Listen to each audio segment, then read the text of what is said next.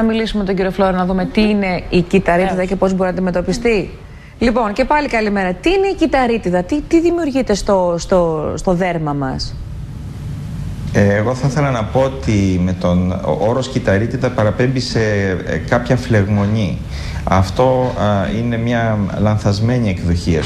Όποιος πιστέψει ότι η κυταρίτιδα είναι φλεγμονή είναι λάθος. Είναι μια κατάσταση η οποία παρουσιάζεται στο υποδόριο, στον υποδόριο ιστό κυρίως των γυναικών, αφορά τις γυναίκες, και έχει να κάνει με έναν εγκλωβισμό ομάδων λιποκυτάρων μέσα σε δοκίδες ινόδους συνδετικού ιστού.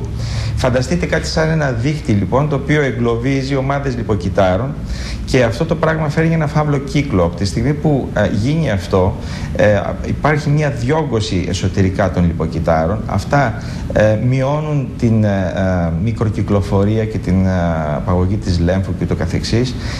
Αυτό έχει σαν αποτέλεσμα το μεγαλύτερο είδημα, κατακράτηση νερού, και το ένα φέρνει το άλλο, συνέχεια γίνεται ένας κύκλος. Τώρα, οι τρόποι με τους οποίους μπορούμε να αντιμετωπίσουμε αυτή την κατάσταση είναι αυτοί που ακούσαμε μόλις πριν, δηλαδή η προσαρμογή των διατροφικών συνηθιών σε πιο υγιεινά πρότυπα, η καλή ενυδάτωση, το νερό που προαναφέρθηκε, και οπωσδήποτε ένας πιο δραστήριος τρόπος ζωής, μια πιο αθλητική, ας το πούμε, δραστηριότητα, όχι καθιστική ζωή, όχι πολύ αυτοκίνητο, όχι κάπνισμα. Όταν έχει φτάσει ο κόμπος στο χτένι πια, δηλαδή, και θέλουμε να κάνουμε μια παρέμβαση, τώρα ποια αισθητική μέσω της δικής σας της ειδικότητας, τι μπορούμε να κάνουμε, ποιες είναι οι λύσεις? Και κυρίως οι λύσεις χωρίς νηστέρι, θα συμπληρώσω. Ναι, και να είναι ασφαλή, σωστά. Ποιες είναι οι λύσεις? Από τη δικιά μας πλέον τη σκοπιά, εκεί που στοχεύουμε είναι ακριβώς να αναστρέψουμε το φαινόμενο αυτό της διόγκωσης των λιποκυτάρων εκεί που είναι εγκλωβισμένα. Συνεπώς, εκείνο το οποίο μπορούμε να κάνουμε είναι να κάνουμε ενέσιμες πλέον θεραπείες, ίσως σας είναι γνωστό σαν μεσοθεραπεία. Είναι ενέσιμες θεραπείες οι οποίες στοχεύουν όμως στο επίπεδο του υποδωρίου ιστού, δηλαδή στο επίπεδο εκείνο που είναι αμέσως κάτω από το δέρμα. Κύριε Φλόρο, για να κάνει κάποια γυναίκα να κάνει μεσοθεραπεία, πρέπει να είναι στα κανονικά της κιλά, δηλαδή στη σωστή αναλογία ύψους και κιλών, ή μπορεί, ας πούμε, και μια που έχει κάποια περιττά κιλά πάλι να αντιμετωπίσει την κυταρίτιδα με την ενέσιμη μέθοδο? Θα πρέπει να λάβουμε υπόψη μας ότι η κυταρίτιδα, όπως προελέχθη, δεν αφορά μονάχα γυναίκες οι οποίες είναι υπέρβαρες, αφορά και γυναίκες οι οποίες έχουν φυσιολογικό σωματικό βάρος. Βέβαια, είναι γεγονός ότι παρατηρείται πολύ πιο έντονα αυτό το φαινόμενο εκεί που πραγματικά το σωματικό βάρος έχει ξεφύγει, εκεί που υπάρχει εντοπισμένο τοπικό πάχος, εκεί τα πράγματα είναι πιο έντονα.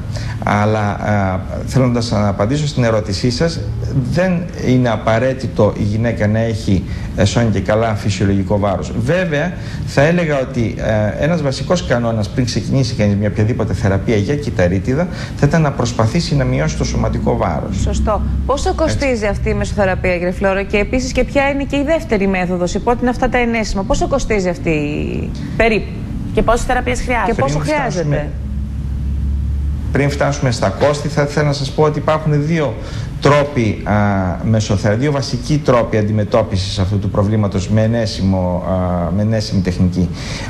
Εξαρτάται από το υλικό το οποίο χρησιμοποιούμε και από το τι στοχεύουμε να κάνουμε.